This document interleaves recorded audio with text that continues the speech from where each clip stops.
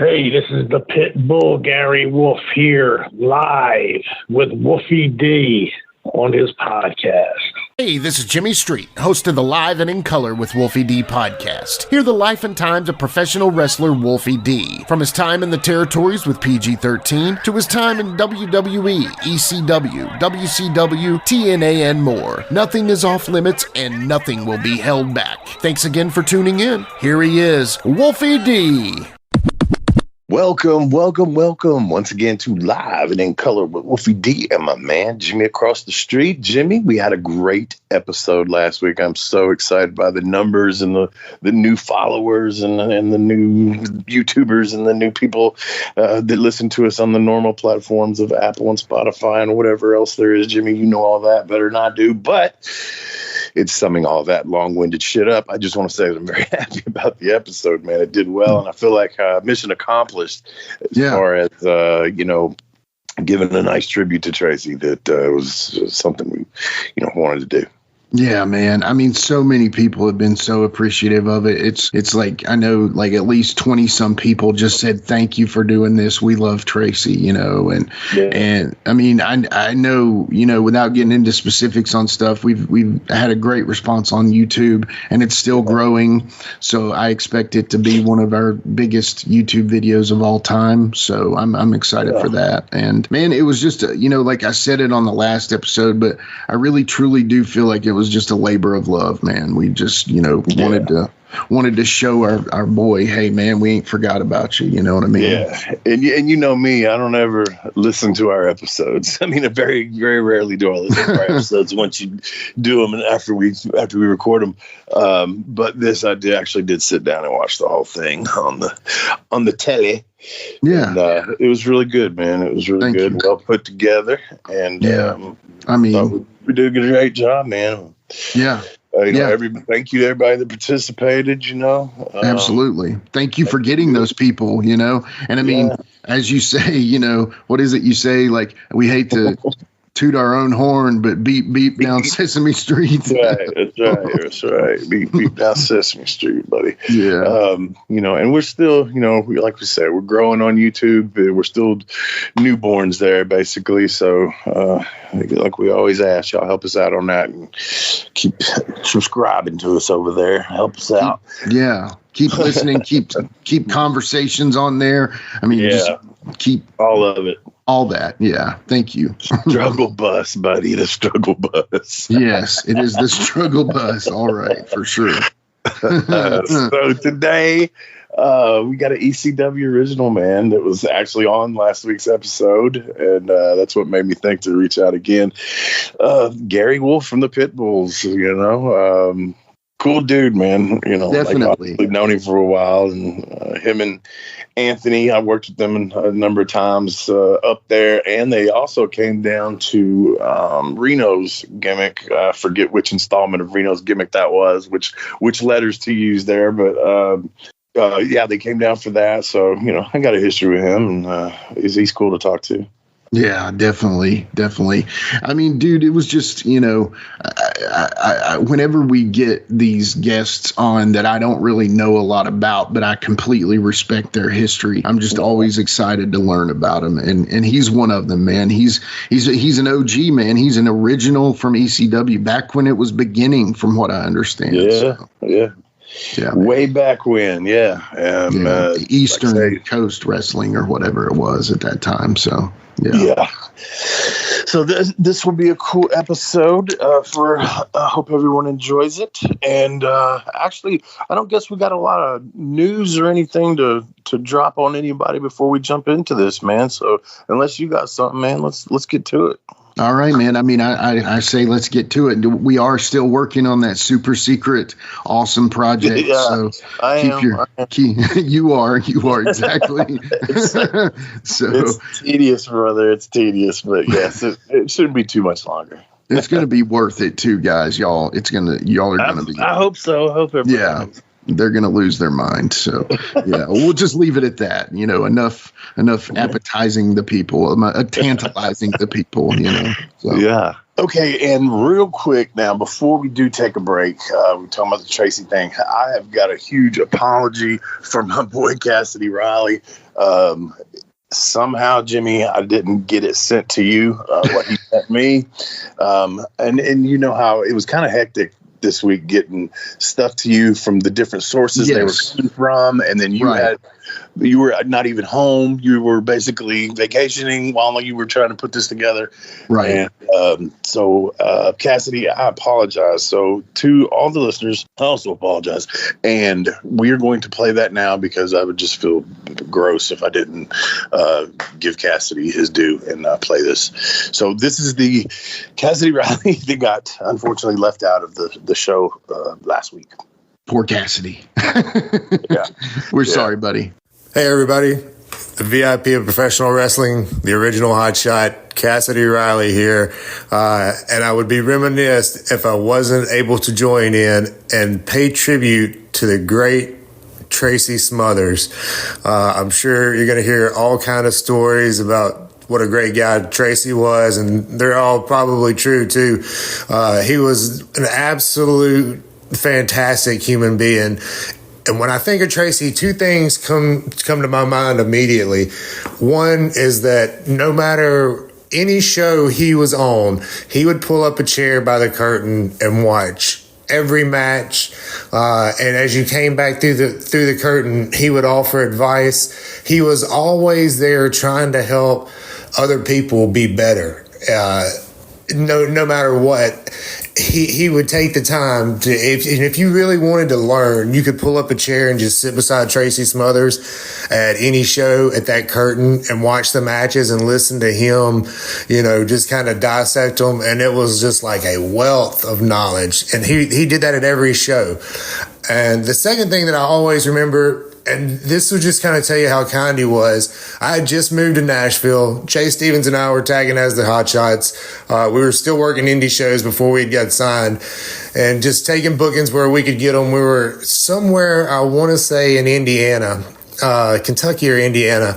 And Tracy was a regular there. He was there every week. So he had a school set up and class set up where he was training some younger guys. So we came in on this show and, Tracy's students and all were there, and he gets Chase and I to get in the ring and we kind of work them out and kind of go through some stuff with them. And then at the end of the day, all the money that they paid Tracy for training that day, he paid us. He gave straight to us. He didn't have to do that. He did it because he knew we were on the road and, just hustling from booking to booking. And he just wanted to help out a couple of younger guys. And we were always close to Tracy. But I just thought, man, that was so kind to me at that moment in my life. And it made such an impression on me about who Tracy Smothers really was. So as we pay tribute to you, Tracy, I thank you. I miss you. The wrestling world was a better place because you were in it. And my life was better because you were a brother and a friend. All right, guys, we'll be right back with the Pitbull Gary Wolf.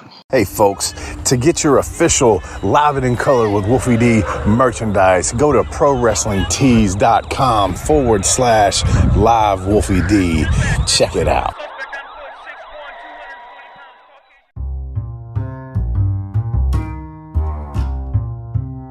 If you're listening to Live and in Color with Wolfie D on Apple Podcast and like what you're hearing, go ahead and leave a 5-star rating.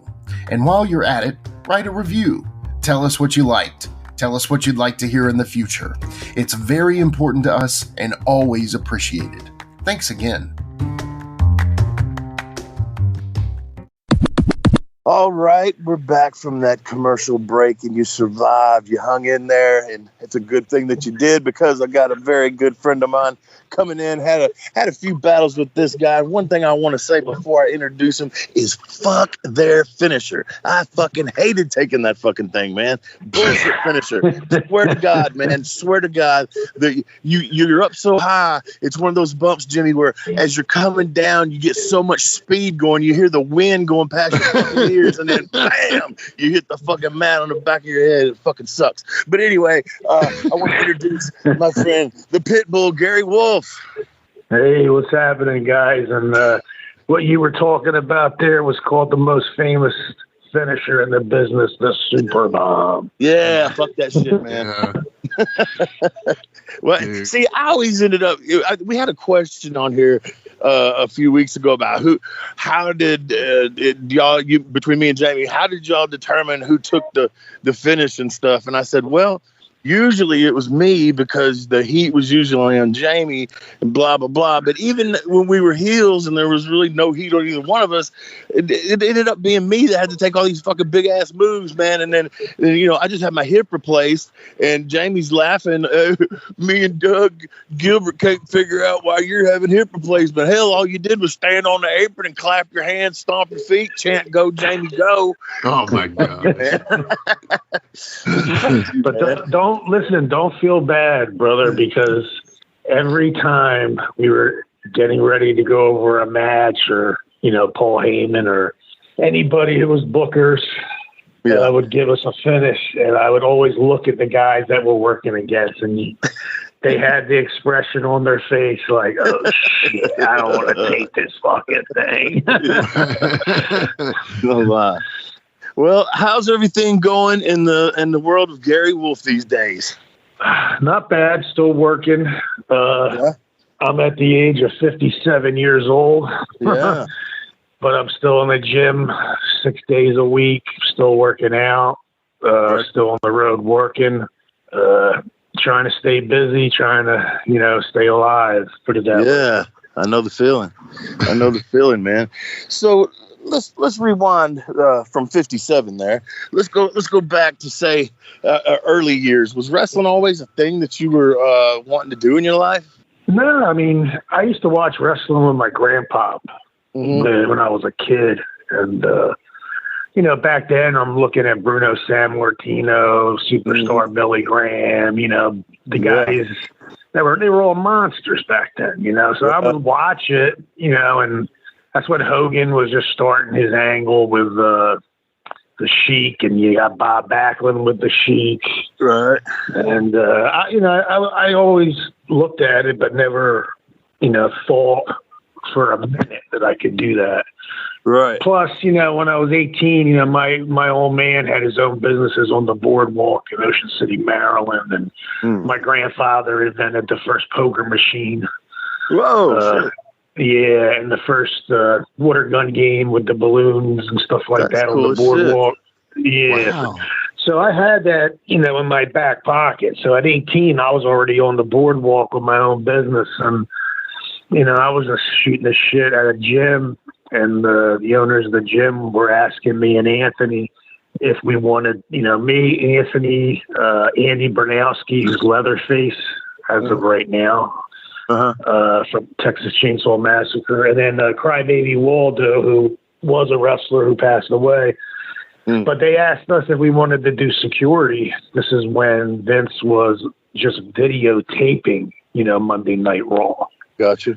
So I remember we snuck in the building on a Monday, early afternoon at the convention center in Wildwood, New Jersey, and we snuck in there and got in the ring thinking we knew what the hell we were doing. And, dude, we didn't know nothing. I mean, I never even took a bump in my life. Right. And we were in the ring for maybe 35, 40 minutes before all four of us were out and dying because the ring literally beat the shit out of us. To this day, I remember Dick Worley sitting there in the stands, just, occupying some time, trying to kill time and, waiting for the boys to come and check in for the show. And, he looked at me and was like, so when you guys want to wrestle? And I looked at him and said, hell no. I said, I'm fucking I said, I don't even think I can work out for 2 weeks now. And what year was this? What year was this? This was, probably 86. Okay. All right. 87, 86, right. 87. Okay. And I remember him looking at me, Dick Worley, and said, who's the big blonde? Because that was Andy Bernowski. And he was a big guy. He was over 300 pounds, 6'8", 6'9".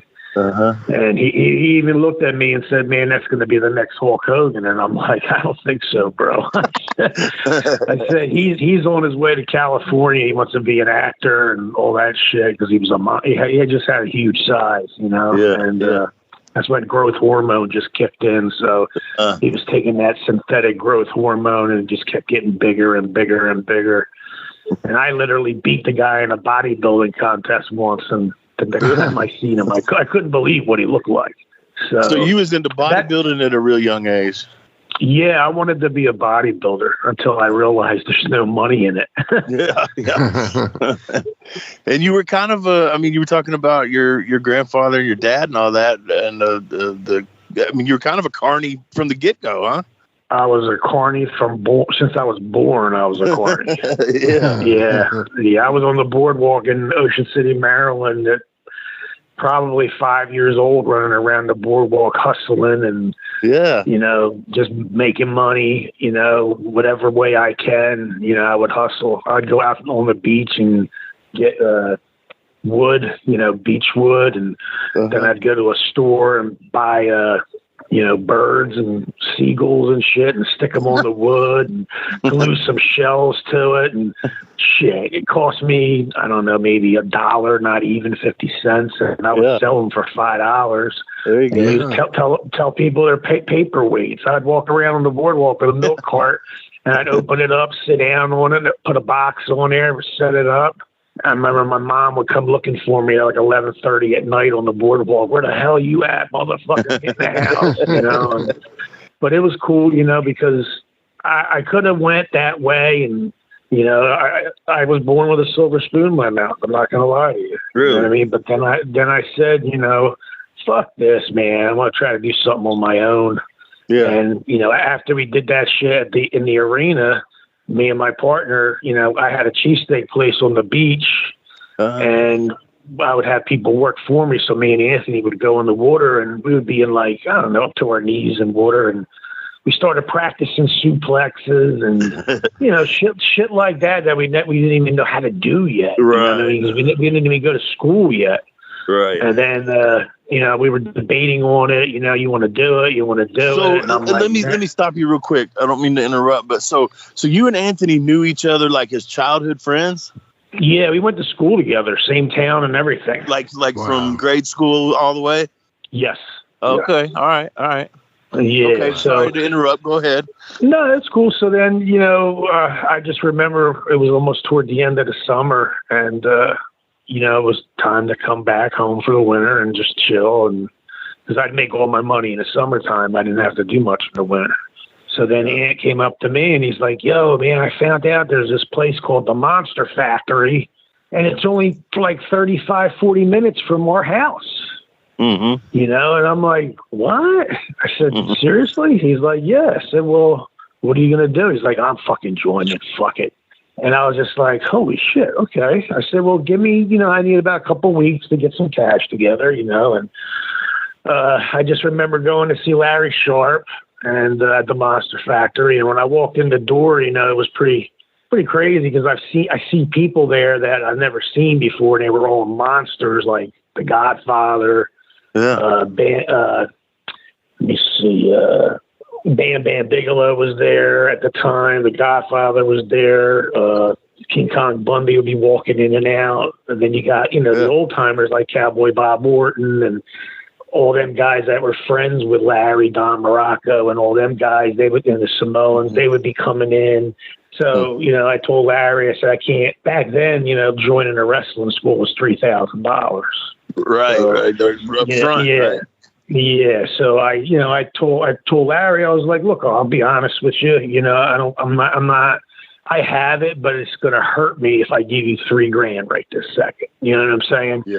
So he told me, he's like, "Well," he goes, "how about this? Since you and your partner are joining together, just give me $500 a month until you're paid off, and we'll work it out." And he looked at us and said, "Damn, you guys, how old are you?" And we were like, 18. I said, "I'm like 18.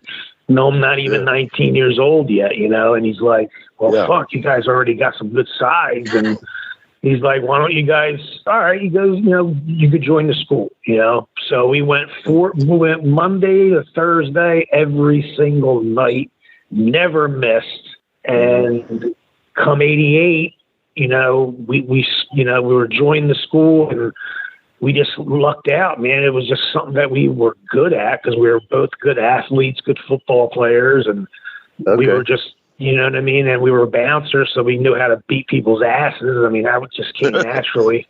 And it was like, hey, let's do it. So we decided to do it. Playing football? Linebacker, and I was pulling guard, so I used to lead block for the running backs. I had running back speed, but they weren't going to let me run the ball because my dad wasn't a doctor in the town, you know what I'm saying? Right. So, so I was stuck playing, and I didn't mind. I love playing linebacker, defensive end, because I love killing quarterbacks, and pulling guard was cool because I played defensive end, so it was easy for me to beat the shit out of them when I went around that corner because I knew what they were going to do before they did, So it was right. Nice. So you and Anthony were friends growing up and everything. And that has to be cool, man, because me and Jamie were friends, don't get me wrong, but we hardly even talk anymore. You know what I'm saying? So that just has to be really cool when you got somebody that's for real your brother. You know what I'm saying? Yeah, but I remember he had his clique, I had my clique. And then one day we happened to be in the gym, and I'm working out, and I see Anthony in the gym. And I just remember walking up to him going, what the fuck are you doing in here? I never see you in the gym.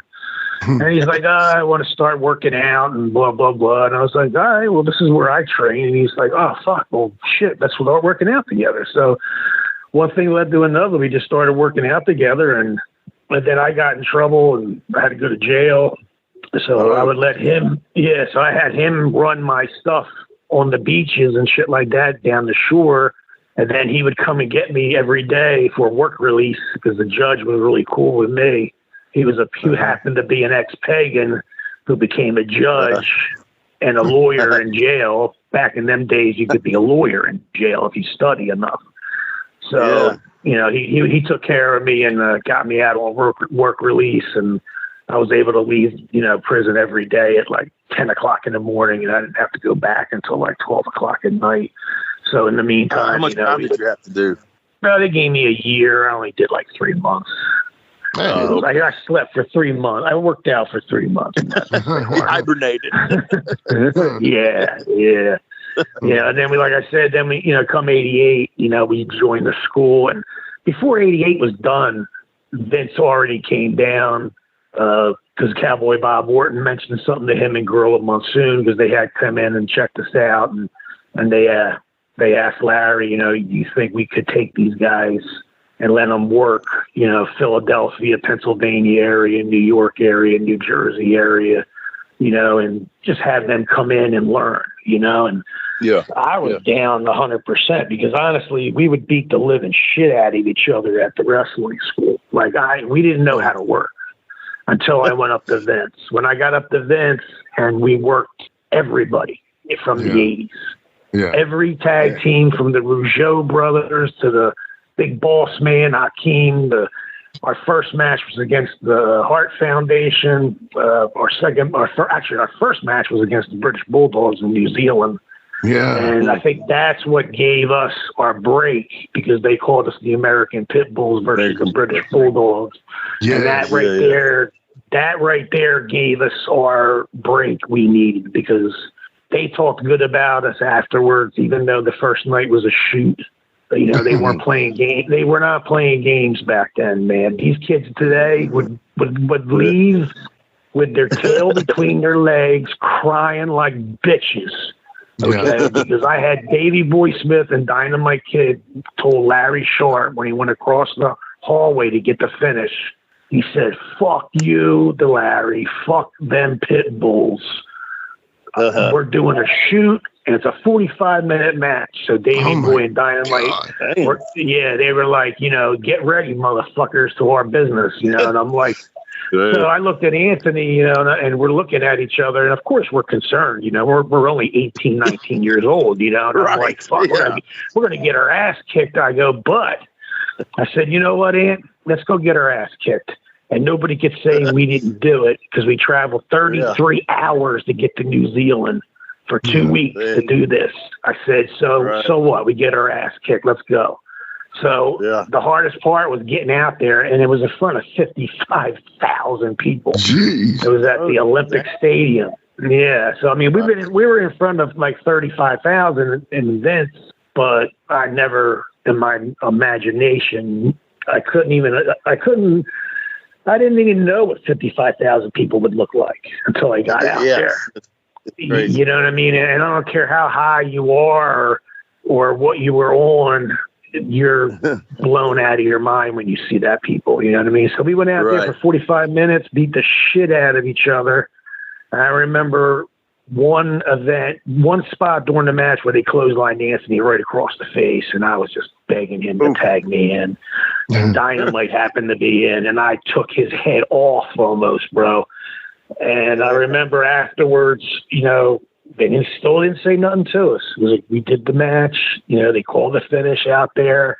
We nailed it perfect. And the next morning, I got up around 11. We were all fucked up, sore, and hungover. And so I went across the hall, and I'm thinking, okay, that's where Larry Sharp's staying, in that room. And I ran right through it. Come to find out, there's the Bulldogs sitting there drinking VO already at 11:30 in the morning. You got to remember, them guys already been made. You know what I'm saying? Yeah. So I looked at them both, and I'm like, oh fuck, I'm getting my ass kicked right now. Here it comes. And they got up and they hugged me, and they poured me a drink, and they said, go get your partner. I went across the hall, got Anthony, and we went in there, and we must have hung out with them for a couple hours that day, just drinking and partying, and they were trying to, and they helped us. I mean, they actually sat down with us and went over everything. You passed the test. Everything you could think of, bro. They were like, look, last night was the worst night of your life, and the rest of these 2 weeks is going to be the easiest, and you're going to learn a lot. And we were just like, we were ecstatic, you know what I mean? And then, we went back to New Zealand 5 more times. We went back again against the Guerrero brothers, which was Eddie Guerrero's dad and Rey Mysterio's big father or uncle.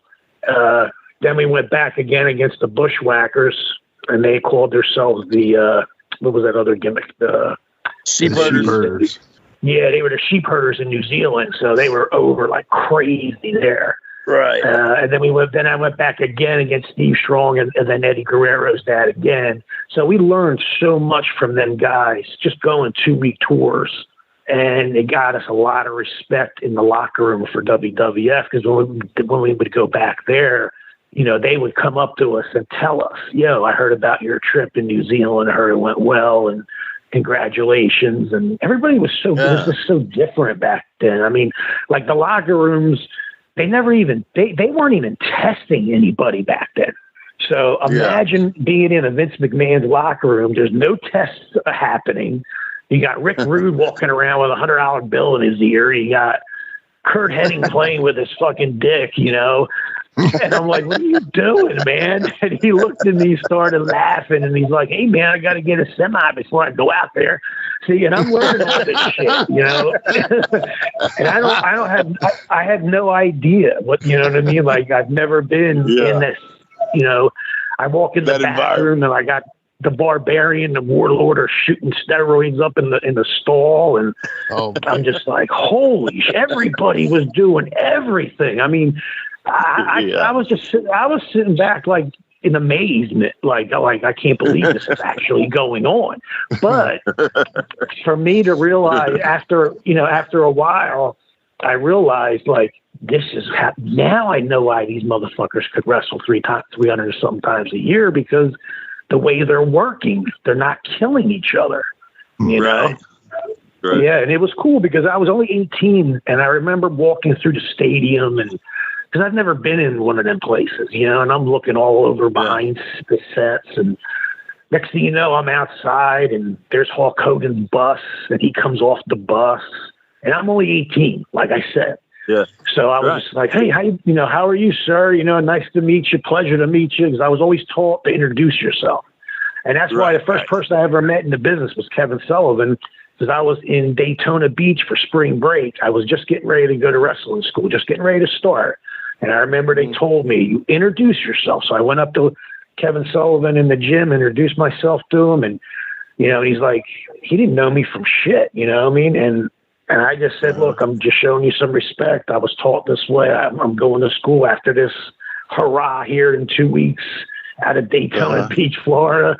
And then I'm going to work, and he turned around after his workout. And I remember he came up to me and my boy, Anthony wasn't with me at that time. We were just, I went down there with a bunch of guys from Philly.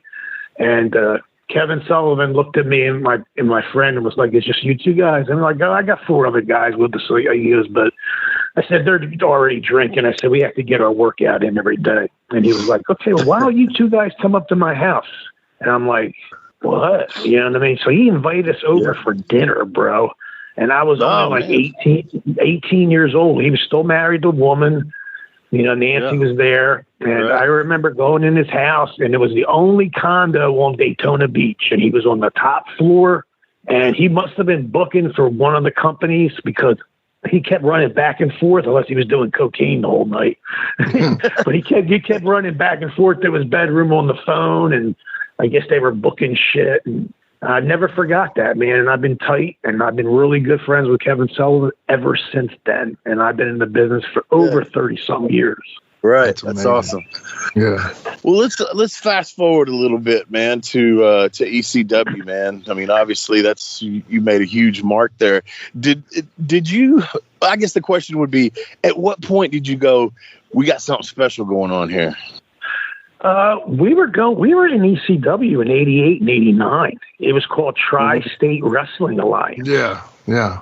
So we were already there because, we got the okay to go to Japan. New Japan scattered us out in the Carolinas. Well, see, we were lucky. We got in the business early enough where we were still able to do Jerry Lawler's territory. Yeah. Right. Jeff Jarrett's territory. And then our last territory we did, which Vince McMahon sent us to, was for Paul Jones and George Scott in the Carolinas. Nice. And they were all 6 nights a week working 6 nights a week. Right. So, we were very fortunate, to be able to hang out with Ric Flair, hang out with in the ring, actually wrestle Ricky Steamboat, wrestle these guys that are superstars, you know what I'm saying? And they taught us, like we learned, like I learned more by working veterans than I did going to school. Oh, yeah. Put it that way. For sure. You know what I'm saying? Sure. Yeah. Absolutely. So, what happened was we lucked out because we started wrestling all the independent shows. And since New Japan was interested in this, that helped us out. And we started getting booked everywhere. That's when Todd Gordon was like, look, I'm going to hire the Pitbulls. I don't even have to think about it because New Japan hired them. You know what I mean? That's exactly how it went down. Okay. You know? So we started then, and we were, it was the Destroyers, I think they were called. Super Destroyers. They were Super Destroyers. They were the tag team there, and then we ended up beating them. They put the straps on us. So people they forget, how far back ECW goes. So if you go back to the beginning, we had the titles more than any tag team in history.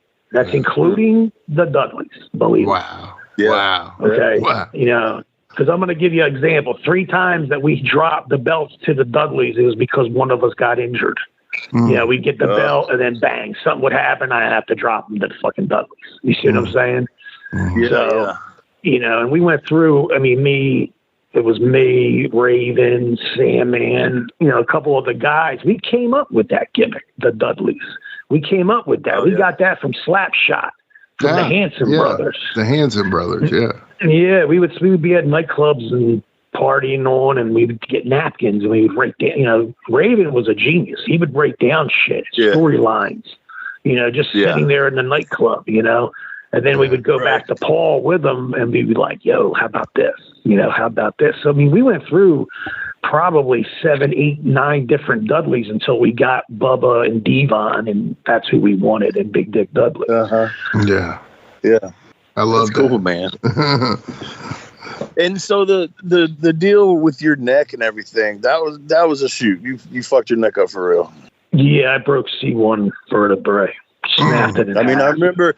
I what year was that? I don't remember. 96. Okay, well maybe because I'm thinking I remember seeing you with the gimmick on your head, and I guess that was close to the time when we started coming up there. So maybe I do remember seeing you in person with it on. So that's why I was like, this has to be real. I didn't know if it was a work thing, whatever. But and it was from a DDT. No, he was giving me a shoulder breaker where he would land on his. I thought he was landing on his ass, but he ended up going to his back, and then his elbow was behind my head. So I took it like a DDT. It was my fault. I fucked it up. I should have just took a flat. I should have just took a flat bump on my belly, and I would have been fine. But I took it like a DDT. But it just so happened the belt was laying there, and my top of my head hit the belt, and I heard it go crack. And then I rolled over and I was unconscious. I remember I was knocked out because I couldn't see nothing but white. And then I remembered, okay, let me move my fingers and my toes. And that's what I did. And I was able to move them. And I was like, okay, maybe I just jammed my neck, which I never did before. So I had no idea what I did. I just rolled out real easy and then got in the back, and then, Samu and the Samoans and all them guys were looking at my neck and trying to figure it out. And thank God they didn't try to adjust me. And that was a Saturday night. And then I didn't know until Monday. So I was in pain really bad. And then Monday I got up. I didn't take no pain meds on Sunday, so I didn't even sleep Sunday night. So Monday I went to the chiropractor, and as soon as I walked in the door, the same chiropractor that me, Raven, and Sandman, and all the guys in Philly Click would go to. So we seen him over. I was seeing the same doctor for over 30 years. So as soon as he looked at me, he knew something was wrong. And I was just like, he goes, just shit in your pants or piss your pants. And I said, no. And he's like, all right, we'll go get a CAT scan. So I just remember driving to the hospital, which I don't know how I did that. I was in so much pain. And I went in the hospital and I gave them the script, and, of course you go to ER, they do the same shit. They look at you, have a seat. If you're not bleeding to death and dying, they don't give a fuck. Right. But as soon as she glanced at the script and realized it was for my neck. That's when she said, all right, you're coming in the back now. So I remember going in the back, and they put me on a table, did the CAT scan. And then as they're pulling me out of the CAT scan, they're strapping me to the table. And I'm like, what's going on? You know what I mean? I said, I got to get up and take a piss. They go, you ain't moving. And I'm like, what do you mean? They go, your neck's broke. And I'm like, get the fuck out of here. I said, if I break my neck, I'm dead or paralyzed. And they're like, no, we don't know what the fuck to tell you. But yeah, so I just remember they put me in a room. The doctor came in, he couldn't be more than 2 or 3 years older than me. And he was in charge of the whole spinal cord situation at this hospital. Wow. And he goes, listen, we're coming in. I'll be here 7:00 in the morning tomorrow morning. And we're going to try to figure out what we're going to do. And I was just like, fuck, man. Like, I didn't want to get, I was really afraid to get surgery because then I knew my career might be over. You know what I'm saying? Yeah. If they had to fuse my neck. So the next day it was like 7 a.m. and I didn't sleep, of course, all night. They put some very uncomfortable collar. It was a Miami collar on me at that time. And, about 14 or 15 doctors are in my room, dude, just looking at my x-rays and looking at me and checking me out. And they kept going back and forth. And this went on for like an hour and a half, and finally I said, look, I'm getting pissed. You know what I mean? I want to know what the fuck's going on. Yeah. And I want to know, am I ever going to wrestle again? Is my career done? I need to know this shit because I got to get shit organized here. And, they came up to me and they were like, look, we don't know what to tell you because you should be dead or paralyzed. That's what their exact words. And I said, well, am I going to get surgery? And he goes, no. He goes, we don't have to give you surgery. And I'm like, I don't understand. Tell me why. Yeah. And he's like, well, it broke so clean. It's like a donut broke in half. And it didn't move anywhere. It just broke both sides. So I didn't understand. So he goes, what we're going to do is, it's a broken bone. So we're going to treat it like a broken bone. We're going to put a halo on you, and you're going to have to keep that halo on for 6 weeks so you don't move. And a bone heals in 6 weeks, and you'll be fine. And I said, well, when can I get back in the ring?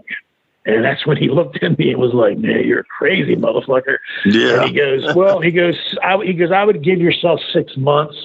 So I gave myself 8 months just to make sure. Now explain that halo gimmick to me, man. Did that screws go into your fucking head and shit? Right in your skull, bro. 7 pounds of pressure each bolt. God, so I had 4 bolts in my head. Is that like a surgery in itself, just putting the fucker on? Oh, yeah. They bring you downstairs. Well, at first I told them to go fuck themselves. Literally, that's what came out of my mouth. I said, fuck you. You ain't putting that fucking contraption on my head. Because I would always see people. I mean, Wolfie, you would see people, man, with that shit on and be like, oh, my God. Like, I would not want to be that guy. And that's what I was thinking in my head, like, I don't want that. So they're like, oh, you're a tough wrestler. All right. They put me in the hallway. And they did that on purpose to fuck with me. They were mind fucking me. And I just remember a 13 or 12-year-old kid, they pushed by me. He was in a car accident, and he had a fucking halo on him. The doctor came out, and he's like, well, and I'm like, all right, man, fucking dick. I was just like, all right, let's do it. I want to get it done because I just want to get it done. I didn't know how they do it. You know what I mean? I didn't even ask any questions. I figured I'd be unconscious. I was wide awake. No, you go down. Did they put you under? No, fuck no. You can't go under because if they put it on wrong, as soon as they get it on, they have to X-ray you, and they got to make sure your spine is perfectly straight. If not, they got to take it off and redo it. So in the meantime, I'm down there. They're sticking 18 gauge needles in my forehead just to numb it, but imagine that it's like a fucking dart in your forehead. You know what I'm saying? Yeah. And then behind my ears, you got all them layers of skin, which are like 7, 8, 9 layers, and you could feel every one it goes through. And yeah, it was pretty intense, man. So after they numbed me, they started drilling my skull, and their pagers are going off. They're making phone calls, and I'm strapped in, and I'm like, you motherfuckers, because I was so pissed because get it done and stop answering your phones, But you got to realize they're doctors, they have other patients. I didn't realize that. Yeah. And they're like, and I'm like, I want to get up. And they're like, we ain't letting a 200-pound guy get up. No, you ain't doing shit, And I'm just like, motherfuckers, man.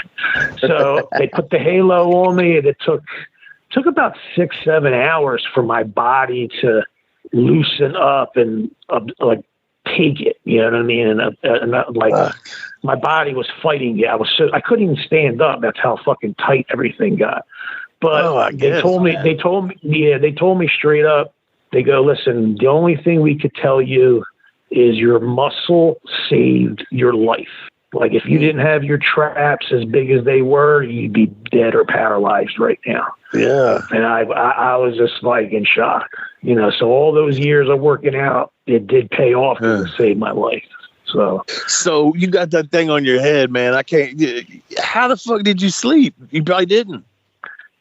First 10 days, I didn't sleep. And then it happened to be in the summer. You were able to? Yeah, I would sit up. And then when I was able to lay down, you're still not feeling like you're laying down because you're in that contraption. Yeah, so, man, I can't imagine.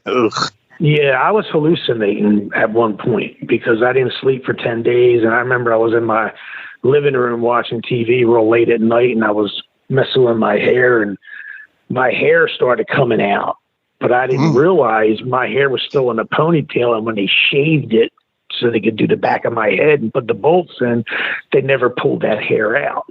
So I was freaking out thinking I'm losing my hair here, or they already cut it, But it was okay because it was the summertime and, I get to take a shower. I just would go in the backyard and my ex-wife would just hose me down, Wow. And then everything was cool. And, and I hid. I remember hiding. And then finally, Paul's like, how do you feel? You want to come to the locker room and start hanging out? And I'm like, at first I told them right away. I remember Todd Gordon and Stevie Richards came to the hospital and they're like, you got a broken neck. And I remember they called Shane Douglas, and Shane immediately was like, get the fuck out of here, because they would always rip Shane. And finally they're like, no, man, we're serious. His neck's broke. He's in the hospital. And Shane Douglas was like, oh my God, like what the fuck? And I just remember pulling Todd Gordon aside and I said, listen, the doctor, him, Dr. Ficaro. I said, he says I'm going to be fine. So let's get this angle started. Right away, I was all business, man. And that gave Anthony a chance to do his singles like I did in ECW before he came back, because he was in Germany working for Otto. And that gave Anthony a chance to get the TV belt like I did so he could run with it, and it worked out good. But I was just like, nobody wanted to do the angle, bro. I remember Todd Gordon was like, no way. Paul Heyman was like, no way. And I'm like, come on, man, let's do it. I want to do it, and they wouldn't do it. It took me, I'm not going to lie, it took about 4 weeks, 6 weeks before I was able to really get them on board of doing it. I said, look, Bruno Sammartino did it with superstar Billy Graham. Why can't I do it? Let's go. And I thought the angle went fantastic. I had Rick Rude bring me back. I thought our angle surpassed Taz and Sabu's angle for the pay-per-view. And that's when I was kind of let down. They didn't put me versus Shane in the pay-per-view. I was kind of pissed about that because we were already doing the loop, me and him getting ready. You know what I mean? To do the, we had a 5-star match, man. We were dead ready. Yeah, it would have made sense.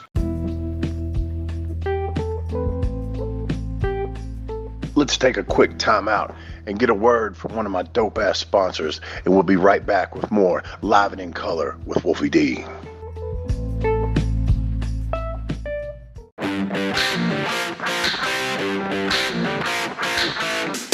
Hey folks, this is Wolfie D here, and if you are looking to buy or sell a home in Tennessee or Southern Kentucky, you're going to want to call my buddy, the rock star realtor, Benji Bowie. And you say, Wolfie, how do I get in touch with this rock star? Well, you can call him directly at 615-390-8216. You can go to his website, bowiehomes.com. That's B-U-I-E homes.com. Or you can email him at benbowie34@gmail.com. When you need a home, you need the Rockstar Realtor.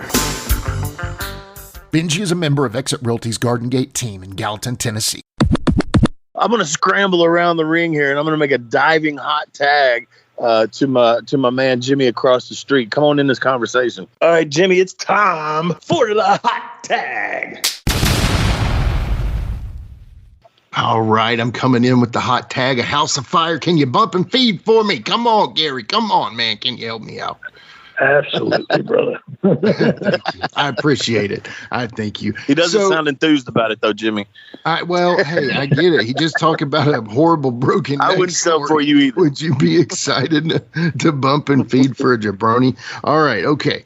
So I know two things about you, Pitbull. I know that you are a straight shooter, but I know you're not a stooge. Okay, I know those two things. So I'm not expecting specific names, okay, because I think this will make the story even better, right? Obviously, ECW, you guys were like the last pirates on the sea, man. Y'all partied harder than probably anybody who could have ever partied ever. So I would love to know, and again, no names, just ideas or whatever. Craziest thing you saw happen in the ECW locker room, and go. Wow. I can't even. The locker room, I've never been in a locker room like that before, and Wolfie he could honestly agree with me on this, because I'm sure he's never been in a locker room like that. But our road trips were more crazier than the locker rooms. Okay. I remember one time we were in a van and we were all partying, and one of the guys was like, yeah, I want to try that. I never tried that. And we let him try it, and next thing you know, we turn around and the motherfucker's lips are blue. And we're like, holy fuck, man, this motherfucker's dead. This fucker's dead. And I remember we got off the interstate and went right to the hospital and dropped him off at the hospital. And we were all freaking out. And next thing you know, we went back to the locker room to where the show was, and we're getting dressed. And everybody was like pretty fucking upset. And, you know, he was a big guy in that company. And next thing you know, man, the door opens up. And I'll say his name. I don't give a fuck. There's fucking Sandman. He's a friend of mine. And I'm looking at Sandman, and I'm like, what the fuck? I thought you were fucking dead. We just dropped you off at the fucking hospital. And he looked at me and he goes, man, what the fuck you guys do that for? I'm like, because your lips were blue. And he looks at me and he goes, thanks a lot, motherfuckers. I lost my buzz. Oh, man. That was what he was pissed off about. Not that he almost died, that he lost his fucking buzz. Crazy. And that dude, that was just one thing, man. I mean, I couldn't tell you. Wolfie will tell you how many hotels we've gotten kicked out of, and I mean, our company. Well, I always stayed at the Holiday Inn next to the Eagles, the old Eagles Stadium. That's the one we stayed. Oh, I'm talking about the Travel Lodge, bro. Yeah, that's the one. Yeah, that's the one I've heard about. Yeah, Travel Lodge. Yeah, the Travel. We surpassed Vince and WCW on rats. Yeah. We had the hardcorest rats in the business, man. Yeah. And they would just show up by the hundreds. Oh, man. And we would get kicked out of hotels. That's how insane it would be. Oh, my God. Yeah. Who was telling us the story about the Travel Lodge where Rob Van Dam was smoking? And again, that's no surprise to anyone else. But there was a murder there, and the cops came and they were looking for the murderer or something. And everybody was all freaking out. Who told us that? Oh, man. I don't remember. Never mind. But anyway, does that ring a bell at all, Gary? No, the murder doesn't. I mean, I remember Mustafa smoking pencil shavings, and he lost his shit and had to go to a psych ward for that. Oh, my God. I even had a story from that Travel Lodge. I bought a car to use off of somebody I knew, and when I came back from being on the road, I would park the car there because a lot of the boys would stay there. The car was stolen. Yeah. So I knew who took it because I just bought it from the guy. So I'm figuring he still had one of the keys. Yeah. So come to find out, he was a made guy, and I didn't give a fuck at the time because I knew all the boys anyway. So I just remember driving my other car, and I seen the guy's wife and kids in the car, and I pulled up right next to her, and I said, hey, what's up? And she's like, oh, hey, what are you doing? I'm like, where's your husband? Oh, I don't know. He's running around somewhere. I said, why don't you give him a call for me right now since I'm standing here, you know? And so he got on the phone, and I said, look, motherfucker, I just want you to know I'm sitting here with your wife and kid, and they're nice people. Where's my fucking car? You know, and wouldn't he know it, man, in 2 seconds, he's like, all right, he'll be at Delilah's Den parking lot in about 3 hours. And I'm like, yeah, I thought so, bitch.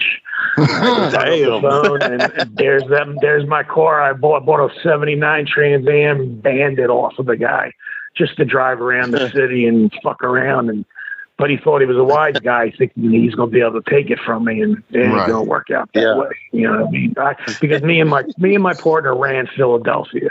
Yeah. I mean, when I went in the locker room in '98 for Vince, because they were going to sign us, I remember The Rock. And I knew Dwayne when he was a fucking baby, man. He was like maybe 3 foot tall.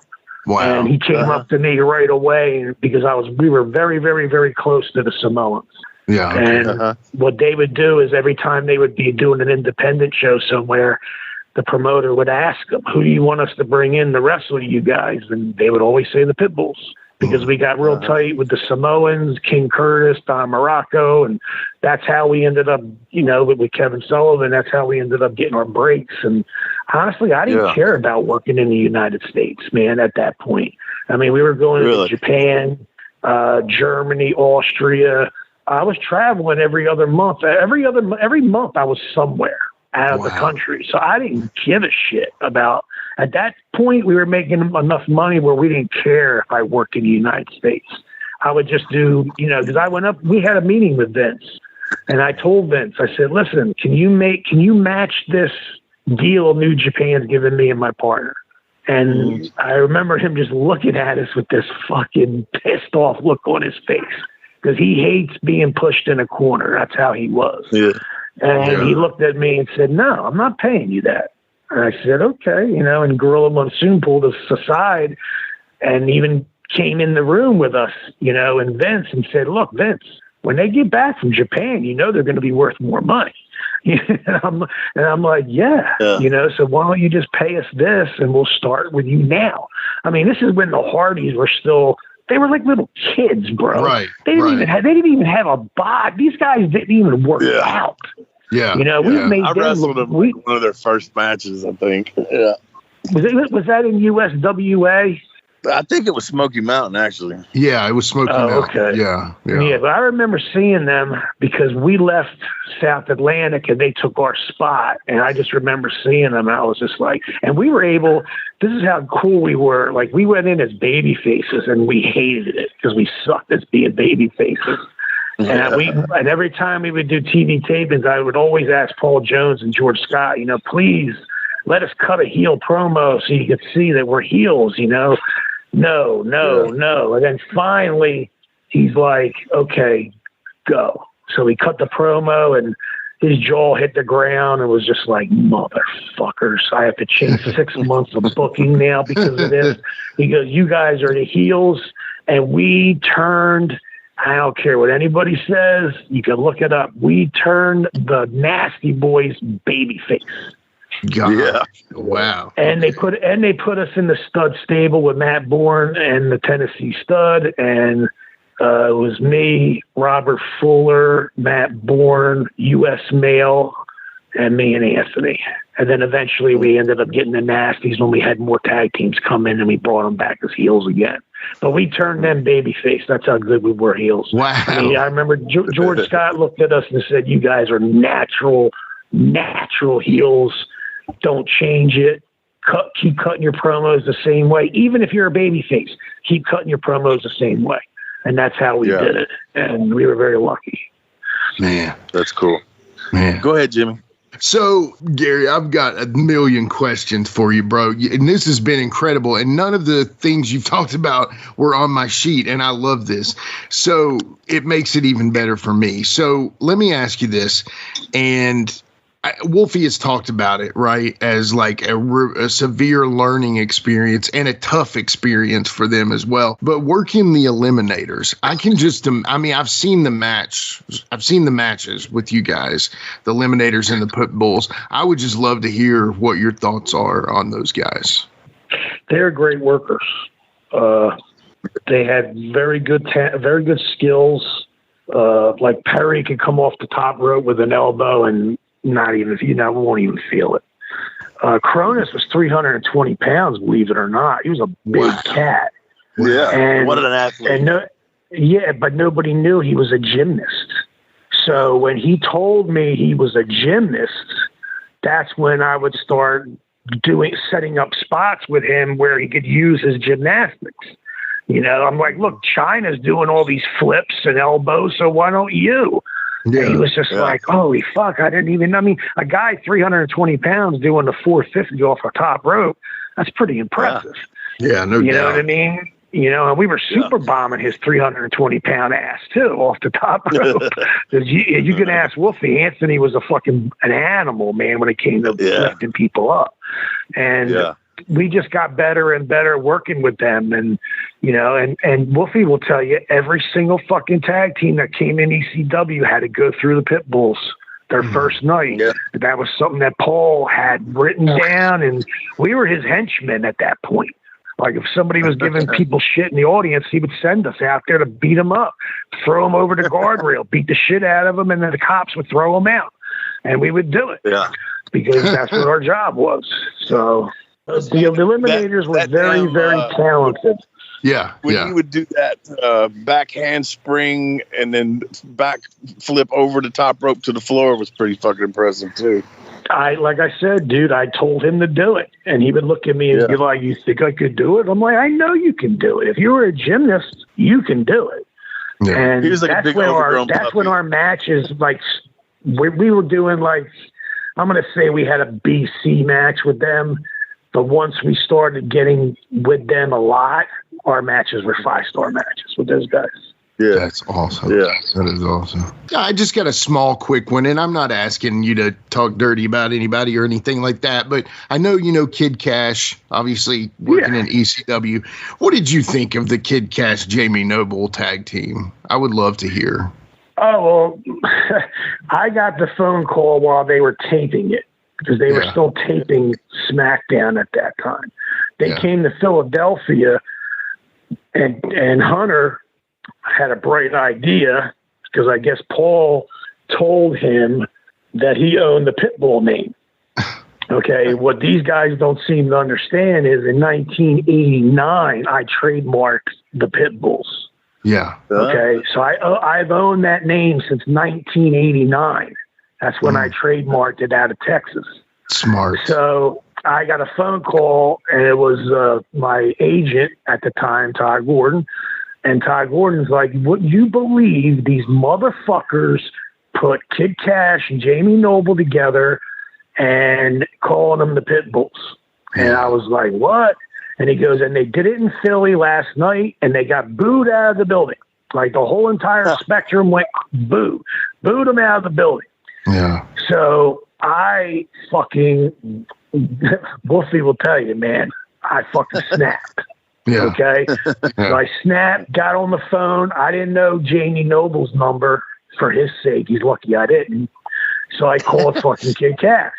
So I said, "David, what the fuck is going on?"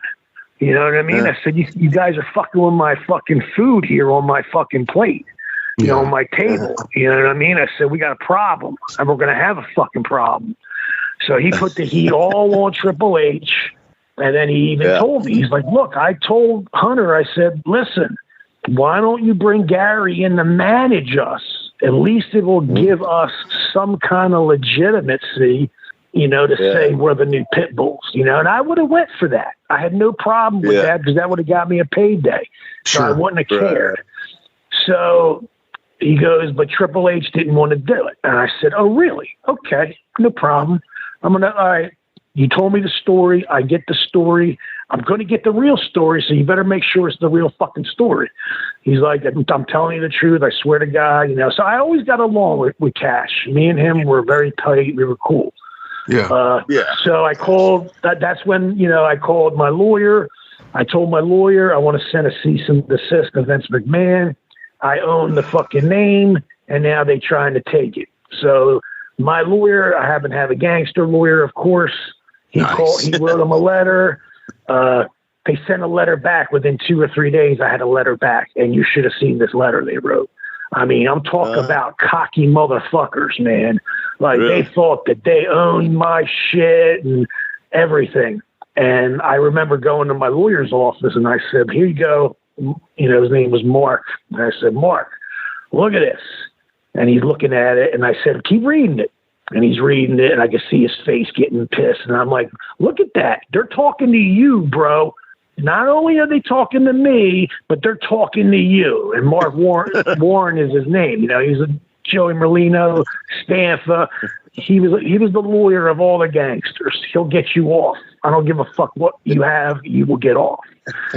So he goes, "Okay, this motherfucker wants to play hardball. I'll play hardball."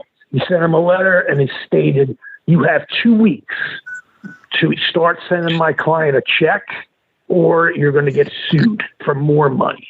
And when they got that letter, that's when everything changed. I remember I was that's when they had the cheat sheets and all that shit out. And it said it straight up. Pitbulls have been disbanded They took they had the fucking heavyweight tag team titles, bro. Stripped them of the belts, took the belts off of them, and they disappeared like they never were there before. Yeah. And that's what happened. Yeah. Because I told my lawyer, they're talking shit on you. And he was like, yeah, I don't give a fuck if he's Vince McMahon or not. He goes, I'll show up with a fucking crew of guys that will fucking destroy him. He goes, he will be paying you in 2 weeks. You'll have a check.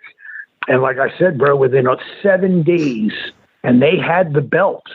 They stripped them from the belts, and that gimmick was gone. And all they had to do was bring me in to be a manager, bro. Yeah, and they didn't want to do it. That would have been such a simple fix, man. That's what I suggest. Dude, I told him, I said, look, my promos are on like fucking popcorn. I said, let me fucking do it. I'm a one taker. You ain't gonna have nothing to worry about. You want these guys to get over? Because right now they're puppies. They're poodles. They're not even half our size, bro. You know what I'm saying? And it was done and over with that quick. And I don't know Jamie Noble that well, so I don't really talk to him. But I talked to Cash, and everything was straightened out. And I actually had David come up one time, and we were trying to tag together because after my partner died, everybody wanted to be Pitbull number 3. You know what I'm saying? And I could never find anybody. Man, talk about that. I was going to say this here in a second because we're running short on time here. I'd feel bad if we didn't talk about Anthony, man. Just talk about, man, how that impacted you, in your personal life as well as in your career with his passing. Oh, it hurt bad, bro. I remember I was in New Jersey. I left Philly because I got divorced. He moved to Connecticut where his mom and brother were, because he was working at the casinos, and he had to get rid of. He had a drug problem which he had to stop, and that was another problem that he was working on. And I just remember Joe Laurinaitis calling me up, Animal. And Animal called me up, and I was already really good friends with Mike Hawk. Yeah. So Joe called me up out of the blue, and I'm just like, okay, what's up with this? And he's like, listen, we're going back to Connecticut. And we have a show that we're going to be running in Connecticut, and we want to wrestle you guys. So we want to put the Pitbulls and the Road Warriors together. I think Vince is going to love it, and he'll end up signing both of us because they were going to re-sign us in '98 again, and they were going to put Torrey Wilson with us or Terry Reynolds. They were going to put with us as a manager, and we went in, did the Headbangers, which we wrestled 1 million times. I could do that with my eyes closed. And they never signed us. So we were just like, fuck it. We went to Australia, and I worked for Mark Lewin, Purple Haze. I worked for him for Hardcore Championship Wrestling in Australia, and I lived there for like 11 months. Cool. But it hurt bad because what happened was I'm just, I called Anthony up and said, look, the Road Warriors called us. They want us to go to Connecticut. I think it has something to do with Vince. I said, do you want to do it? How do you feel? And he was like, I feel good, man. I'm better. I'm in shape. And I said, okay, well, look, I'm in New Jersey. You're in Connecticut. So you drive down, come and see me to our hometown. I want to check you out. I got to look at you. So I looked at him, and he was in fucking phenomenal shape. He was at 235 with abs. So I was just like, okay, man, we're on. So I remember calling Joe back up and saying, yeah, definitely, we're on. So he was like, great. 2 weeks went by, and I'm sitting in my living room, getting ready to go to the gym, and I hear gunshots in Connecticut, 2 people dead, found dead. Didn't think anything of it. Didn't even faze me. You know what I'm saying? So then I went to the gym, and some chick came up to me, and she's like, oh, I just wanted to say I'm sorry. I heard what happened to Anthony. And I'm like, what are you fucking talking about? And they're like, well, I heard he's dead. And I'm like, what? So I just remember getting my shit, leaving the gym, going home, watching the news, and there it was, man. The first thing they said was gunshots. So that, like I said, that didn't like hit my head because why would there be gunshots, in Connecticut? In Philly, I could see it, but not in Connecticut. Right. Yeah. So I was just like, what the fuck's going on? And come to find out, he must have got a bad bag because he was celebrating and thinking he could. I remember my partner was an animal, and Wolfie will tell you he was eating 16 80s a day. Ooh, wow! And be functionable. Okay. Wow. Okay, which is insanity, man. So when I heard that, I was just like, "There's no fucking way."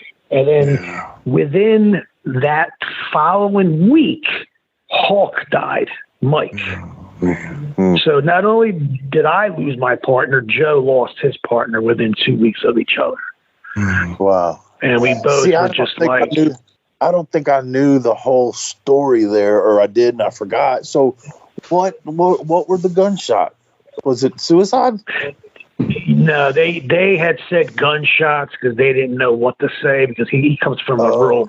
He's Italian, so I personally think what happened was the girlfriend at the time, they had 2 kids. I think she was threatening to leave and move back to Philadelphia. Knowing Anthony, he pulled a gun and said, "You ain't fucking going nowhere. I'll fucking shoot you."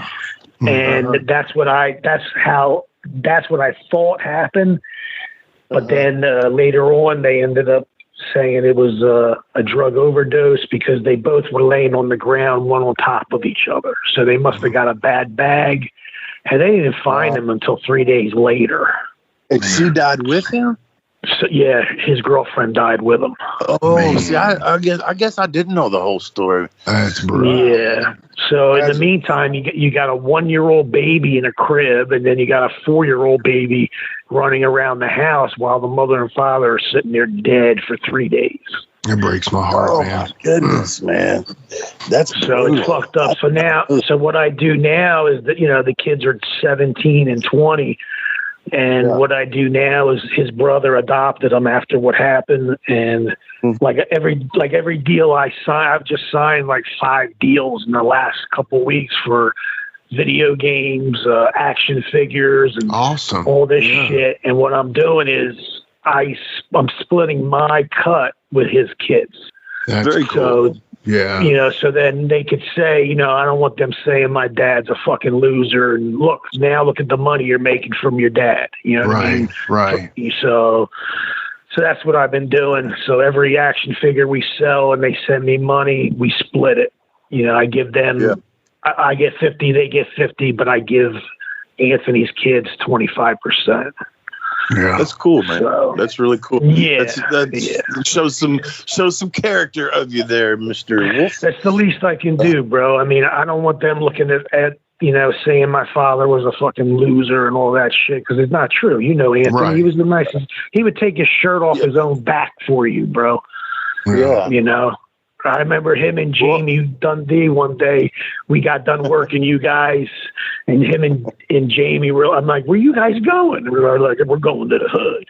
I'm like, "Fuck, you are." I said, "You ain't going to no hood." And I remember Jamie was funny, man, because Jamie's like, "I'm going to sell my watch. I don't give a fuck."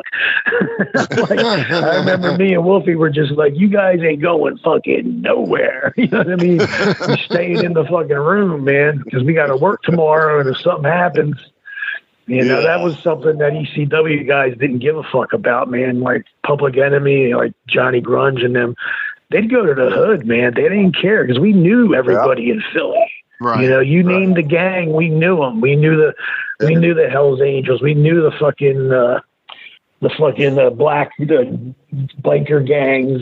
Beast, his name was. He would handle shit. So we knew everybody. So it was cool because we never had problems anywhere we went. You know what I mean? And we just had to do, if the mafia wanted us to show up at a party, we showed up at the party. You know what I'm saying? And that was it. They didn't tax us. They didn't ask us for no money. They just, we tried to be, I had my own crew, man. I had 15 monster guys, and I'm sure Wolfie remembers, man. Yeah. If I had something if I had to handle something, if my 357 Magnum couldn't handle it, which it would be able to with no problem, then I would send my boys after you. I'm glad we always got along with everybody up there. Oh yeah. And that's what I mean. Y'all were the last pirates on the sea, honestly, man. Like, really, y'all were a different. Yeah. We were sitting home. I remember, like, I even told Anthony, I said, look, we've been loyal with Paul.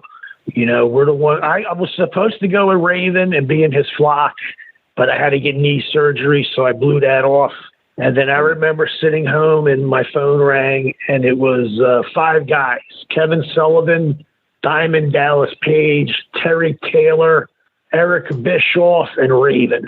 Jeez. They were all on the phone with me, and they're like, what are you doing? And I'm like, sitting here. Why? What's up? You ready? And I'm like, fuck, ready for what? And he's like, well, we want to bring you in now. And we're like, oh, now you want to bring us in? And he's like, yes, we want to bring you in against, it'd be you versus the Steiners for the Christmas pay-per-view. And we're going to give you the straps, and we're going to give you a 3-year deal. And you ready for this, bro? Guess how much money they offered us, man? You're not going to believe it. $1.5 million for a 3-year deal. Jeez. Damn. Wow. So I knew we would get another 3-year deal. So I figured we would get a 6 years, and then we were going to retire. Yeah. And then I just remember, and Bischoff, they called us from the jet. You know what I mean? They were on Turner's jet when they called, and they were on their way to Philly. And they're like, all right, we want to meet you at the fucking stadium, show up. Then we're going to go to the fucking hotel, talk business, and by the way, bring something to the building for us. That's what they would say. So we went to the building, met them. I remember Dusty. Everybody was there. Everybody was very cool with us. Even the Steiners were cool with us. They're like, what's up? They started calling us champs as soon as we walked in the door, man, because they knew we were getting the belts, and they were throwing the straps on us. And I was very excited, man, very happy. And then I remember Bischoff left that morning, and he said, listen, you call me up Monday. I'm going to have your plane tickets ready. You come in, but you got 2 choices. You can live in Atlanta or Florida. You can't live in Philly. So I owned my own house in Philly, so I didn't give a fuck. So I said, all right, I'll keep my house in Philly. It's a row home, big deal. I'm paying $350 a month for my mortgage. It wasn't shit. Yeah. Because I paid most of it cash. Because that was one of the things that one of the old timers, Cowboy Bob Orton, always told me was, Gar, as soon as you're able to purchase a home, buy it. This way you're never going to be homeless. Yeah. And I'm just thinking, okay, so I listened to everything they said. I mean, at 18, 19, I bought my first house. It was a row home in Philadelphia, but I owned it. Nobody could throw me out of it. Right. So, and then I remember, like I said, I called up Bischoff. It was a Monday morning to get my plane information. And Bischoff just said, are you sitting down? And I'm like, should I be? He goes, yeah, I would if I were you. And I sat down, and he's like, Vince McMahon just bought everything from WCW, and he's like, I'm not allowed to sign any new talent. He goes, if I would have signed you guys last week, you'd be getting paid, and you could have sat home and got paid. Oh, my God. I was just like, what the fuck, man? I was like fucking so pissed off, man. That's when I rolled, and we rolled right to fucking Melbourne, Australia, and I stayed there. Oh, man. That's a bummer. I thought PG-13 had that right there was the end of our, like, once we signed that deal, we knew we were done right there. We were going to retire. So, but I made mistakes. Like, I turned Vince down once for a WrestleMania, which was stupid. Because I was making more money in Japan, and if I would have did that WrestleMania, it would have made such a difference. I mean, especially the idea they had. I mean, the writers at that time really had great ideas. I mean, they were going to have us come in. It was an open stadium. I forget which one it was, the WrestleMania, but it was an open stadium, and they were going to put a cage hanging from a chain on the helicopter, and they were going to drop us. We were going to be in the cage, and they were going to put smoke, and you can't see who it is until the cage hit the ring, and then they were going to pull the top of it off, and then all 4 corners were going to fall and hit the ground, and it showed me and Anthony standing there with our chains, our spikes, And that would have been badass. Oh my God. Oh my God. Awesome. When they were telling us this, my hair was standing up on the back of my neck like this is going to be fucking great. Yeah. But at the time, New Japan and Tokyo Joe was just like, look, it's a very good opportunity, but wouldn't you rather be at the, Tokyo Dome in front of 65,000 people? And I was like, oh, shit. Fuck no. But we didn't, at the time, you got to remember they started us off at $2,500 a week in Japan. We were toward the end of our career, we were up there with Stan Hansen and them guys, not as much, but I was bringing home 10 G's a week. Yeah. So I'd go for 3 weeks. I'd come home with 30 grand, Yeah. So, I couldn't, and then I signed a deal we signed a deal with New Japan, which was 250 grand a year for half a year. And then Paul Heyman and Ty Gordon gave us 175 each to sign with ECW. Yeah. Man. But damn, that would have been cool. I'm sorry that you fucked us out of that, Gary. Yeah, I fucked that up, man. But like I mean, what are you gonna do? I can't do nothing about it now, No, I know. I got, I don't have nothing that cool, but there's a lot that you can look back on anyone's career, or they can, look back on their life, their career, and everything, and you go, man, I wish I would have did this here. But hey, like you said, what the fuck are you gonna do, right? Right. Yeah, shit happens, and that's what you can do. That's life, brother. But hey, man, I didn't think awesome catching up with you. I appreciate it, man. Thank you. This has been incredible. Hey, but I know that there's probably some promoters out there listening. How do people get in touch with you to book you? You got merch? What do you got going on, man? Yeah, man, check me out. I got a Facebook, the Pitbull. It's under Gary Wolf. Also, you can hit me up on my Gmail. It's pitbull67gw@gmail.com. I'm still wrestling at this age, still working my ass off. I'm out working 22-year-olds, bro, easily. If you want to book me for signings, autograph signings, seminars, matches, hit me up. I'm sure I'll be seeing you on the road, Wolfie, sometime. That'd be cool. It was always great working you and your partner. Always had a fucking blast working you guys, man. It was Thank you. Likewise. Very fun. Except that fucking finish, but otherwise it was great. Yeah. How about when we gave it to Francine? She was crying her eyes out till afterwards, and then she was like, "It wasn't that bad." Yeah, and the good thing is ECW had good rings, so that kind of took a little bit off of it. So, man, again, it's been great catching up with you, man. That's another reason I like doing this podcast, because I get to talk to people that I haven't talked to in a while. And I mean, let's just be honest. I mean, you probably, we've kept in touch, but we probably weren't going to sit on the phone for an hour talking to each other and me learning all this stuff about you. So it's kind of fun for me to be able to catch up with people and learn some stuff I didn't know about them, because I didn't make a lot of road trips with some of you guys, so I didn't get that opportunity to know you like that, And anybody out there listening that's an ECW fan, check out July 6th. It's called Battleground in Philadelphia at the arena. It will be me, Too Cold Scorpio, and Kid Cash. Believe it or not, we'll be going against 3 new guys up and coming in Philadelphia, and I really don't have to even say, That's cool, man. That's awesome. So, come check that out. It's going to be a huge party. We have a huge party outside, barbecue, and it's pretty cool. We'll be looking for those action figures and video games. And hey, me and Jamie signed an action figure deal not too long ago. I don't know what stage it's in right now, but we signed a deal for it. But I still ain't got on a video game, man. Send them video game folks my way, please. Oh yeah, they're out of Switzerland. They're out of Scotland, and they're already all over the world. They're in Japan. They're everywhere. That's amazing. So, and it's a pretty good deal because they're giving you 35%. Oh wow! Yeah. Okay. Yeah, it's a really good deal. Call me.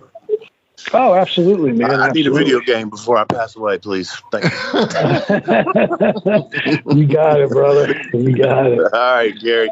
So again, great having you on here. And we're going to take a break. We'll be back with Ask Wolfie D Anything. Man, thank you. All right. You guys, thank you guys. Awesome, Gary. I appreciate you, brother. Get to the gym and get your gym on, dude. Thanks, brother. All right, guys, have a good day. Right, man. Keep in touch, brother. Thank you, sir. Later. I'm serious about that video game. DJ, hit the music.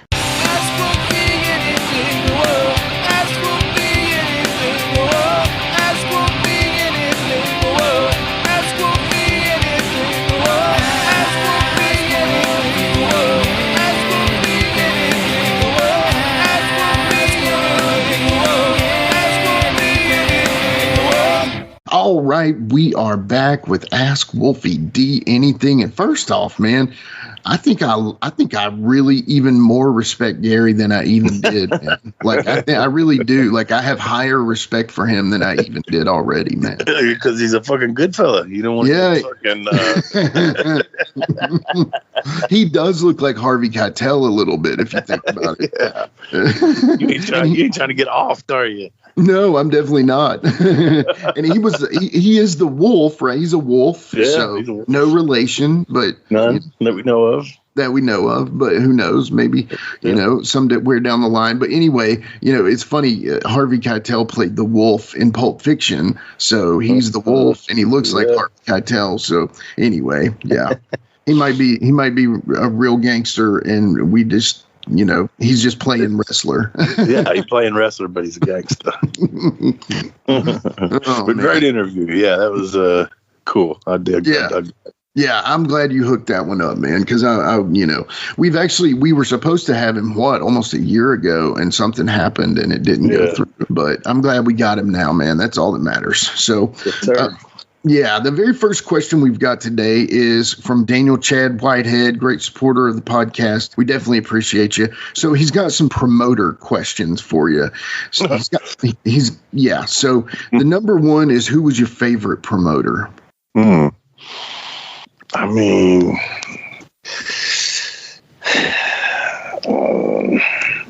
and I wonder what their definition there is, because I think a lot of people get booker and promoter mixed up and what the real roles there are. A promoter does exactly that, promotes the show. A booker books the boys, does the storylines, all that kind of stuff. But then sometimes they do both of those jobs. You know what I'm saying? Yeah. But I mean, you have to say, the Jarrett's for me, as far as my career, Jerry Jarrett and the promoters. But I mean, they were established and had their TV, so that was pretty much self-promotion, auto promotion, if you will. But then you had your Eddie Marlins that would run shows here and there, and Eddie was a kind of not as much in the 90s, but he was an actual promoter that would run off the TV and get shows and then actually promote those towns, poster them and do all that. And your Buddy Waynes and, people like that were subcontractors, if you will, for USWA, CWA, and, whatever it was, or whatever time. But then, so when that question originally got asked, that's like, I'm like, okay, I'm thinking like, a little lower than that, because you can't say Vince McMahon. You really can't say Jerry Lawler are great promoters. I mean, they are, but I feel like that's not the real question. So I'll go more on a local level. I thought Reno was great when Reno promoted his stuff. Always did great. I'm trying to think here. People that ran really good shows, even though I really didn't care for him that much as a person. Marcus Pastorius was a good promoter. You got to give him that. Kevin Lawler is a good promoter. Man, throughout the years here, it's hard to remember everybody. Well, I'll leave it at those names and those reasons for those names. Is that all right for the answer? Yeah, because, I mean, there's a little more to the question anyway, so I think that's good. He asked, who was the most professional promoter you worked for? Oh man, Jared? anybody that gives me the money right when I get there. Oh, okay. I like that. Yeah. Yeah. You don't have to go looking for it. I'm kind of joking, but I'm serious at the same time. And then I love that, man. When somebody goes and you walk in and, especially if you're, I guess I'm talking more later in the career when they're bringing you in per se, you know, and you get there and they walk up to you, hey, how you doing, Wolfie? Blah, blah, blah. Here you go, man. Boom. And then everything's good. That makes everything better. You know? Yeah, it has to, man, because you're not thinking about it. Like, you're not like, okay, I hope this draws, and I hope this guy's got the money, So, yeah. I mean, there's been a lot of people, man. Terry England's always treated me good, man, in that regard. And, he's Kentucky promoter. I'm sure a lot of listeners know who Terry is. Yeah. Again, Reno was always good to me. Jerry Lawler for his shows, when he ran off of television, anything he ever did, the casino shows or the fairground shows in Memphis and things like that, Lawler was always good about, taking care of you and having good houses. And it's just so hard to remember all of them, man. I mean, a lot of shows, but just the characteristics of a good promoter, man. Somebody that hustles the town still, because I still believe that's a thing, man. You got to get sponsors. You got to get out there. You got to work the fucking town. I don't give a fuck how much Facebook you got or whatever. You still got to work the town, and I like it when they pay me, right, when I get there. Man, that's all you can ask for, right? I mean, after that, if it doesn't draw, that's just the deal of the night, So, but in that instance, you're anyone that's professional and is doing it like that, I would say it's a very small percentage that don't draw after doing that, So. Yeah, because those are the 1 and the 2 and the 3 to add up to make it to a great show. And then once you're there, you get paid. It's awesome. Well, again, we're continuing with Daniel's question here. He had a large one, and this will be the only part of Ask Wolfie today, by the way. So no worries there. But his third part of the question is, which promoter would you rather party with than work for? Damn. Let's think here. Promoter wise that I work with. Lord have mercy. Oh. Trying to think who's booked some shows that normally didn't book shows or something like that. Yeah. I mean, I'm almost saying Vince on this one because I've heard that WrestleMania parties are pretty awesome. So yeah, but I don't want him touching my pecker neither. So yeah, there you go. There's a lot of that out there right now. Yeah, I've heard that. Yeah.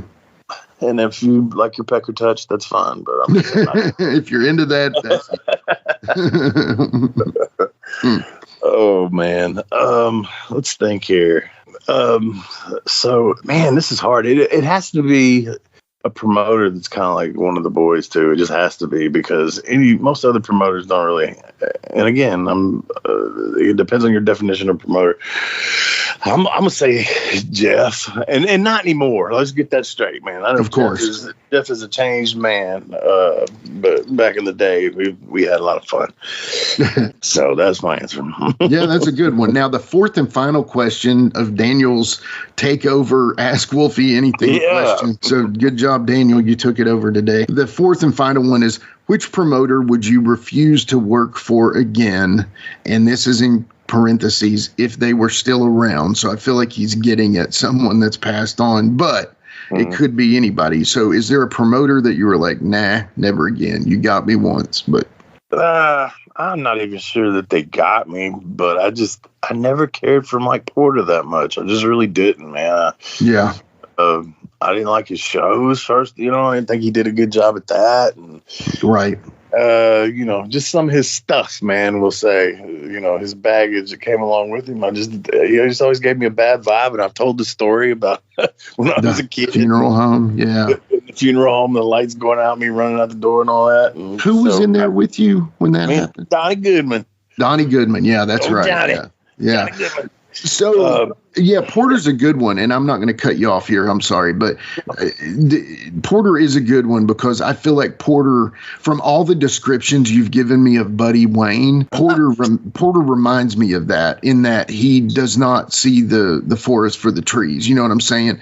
And I also feel like if he would have had a TV, he would have used the TV. Like if he were a USWA territory, let's just say, and he would have used the TV for sure instead of paper in the town. And honestly, you know, I worked for the man for 2 years, and I don't know that he ever papered the town. I could be wrong, but I don't know how much he did. And Buddy's another one that goes right up there, you know, where I didn't have a choice but to work for Buddy back then, you know. The booking sheet came out, and I was on the show. Yeah. But when Randy took over, I mean, Randy kind of made sure that Buddy took care of us, and you know all that shit that happened after he tried to make us do the finish where we dropped the belts to, you know, those guys and all that, man. But just not you know, even Mike Porter. I recall the first time I ever worked for the man when I was a kid. I worked Rick Reynolds, and I think this even was a good Mike Porter show, I think, or he actually drew. I don't think it was none of his fault that it drew, but I remember coming back from the ring and him giving a backhanded compliment pretty much to both of us, but looking at me and saying, "Well, I must say, I was pleasantly surprised." I'm like, I mean, then at that point, I didn't see it as backhanded compliment, but I did. Right. It didn't set in at first. You're like, well, there you go. Eat that. Wolfie. Those are some pretty bad ones. I was pleasantly surprised, Warren. I don't think he knew my name. Yeah. Well, keep it at Airwolf. Airwolfie. Yeah, that's funny. But anyway, you know, rest in peace, Mike Porter.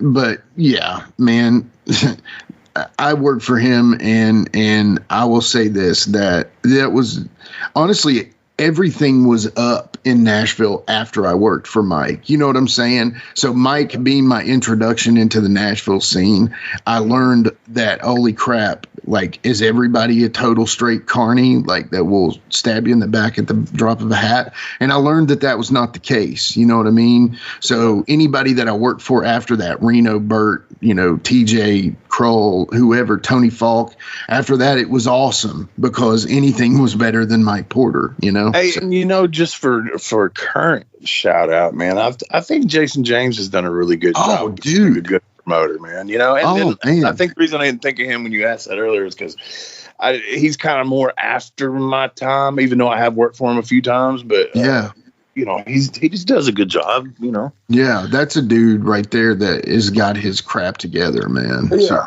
for sure. Yeah, that's a good one to say. And I think, you know, if you were active right now, PG-13 were hot and you would be working for him every week or every time that he runs.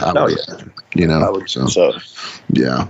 So kudos to him. Pro Wrestling Entertainment. Y'all go check that out if it's in your area. I would highly recommend. You will not be disappointed, and it's a high likelihood that you'll get to meet Jeff Jarrett if you go. So yeah. So there you go. But yeah, that's all I got, brother. Daniel Chad Whitehead took over the podcast today. Good, man.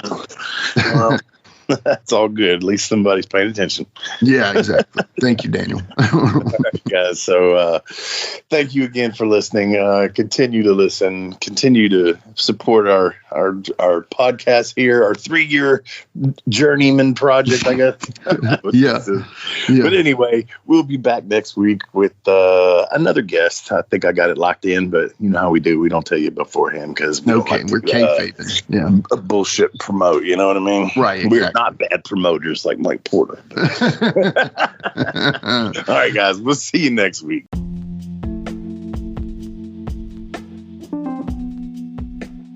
And now a word from our sponsor.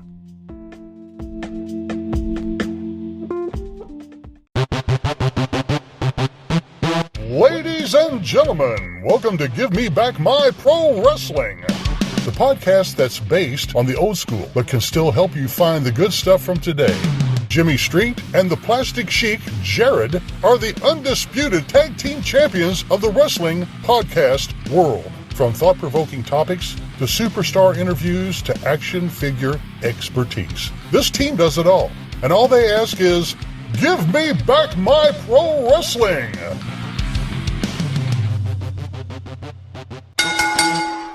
Every other Thursday, wherever you listen to podcasts. Gene Jackson here, inviting you to join us for the Retro Wrestling Review Podcast, where each week I'm joined by guest co-host to review and discuss old school pro wrestling. Right now we're doing week-by-week reviews of USWA Memphis from 1993.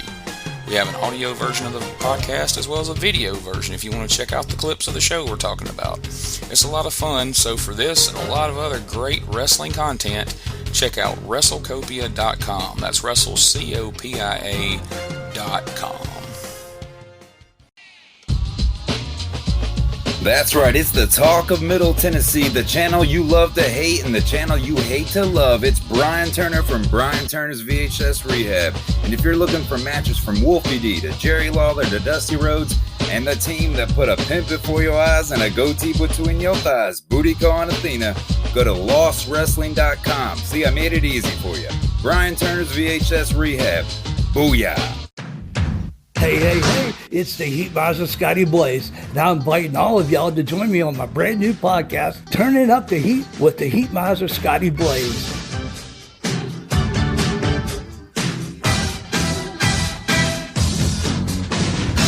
So what are you waiting for? Come on over and join me. I'll be covering all the events of the day, global, national, pop culture, movies, gaming, whatever sounds interesting, but I'll also be playing some awesome skating shuffle music from the 70s, the 80s, the 90s, the 2000s. Anything that has a good beat, I'm going to be playing it. You can rest assured. Come on over, TUTHradio.com. The podcast is on every major podcast platform.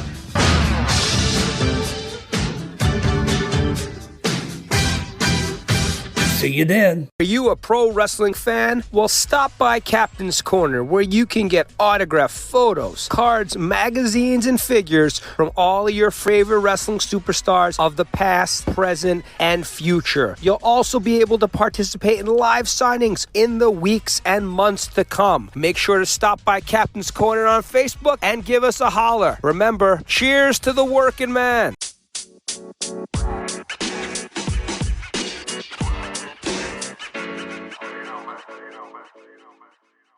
So that was another great episode. Hey, Wolfie, tell them where they can find you on social media. Jimmy, they can find me in the club, bottle full of bub. I'm just kidding.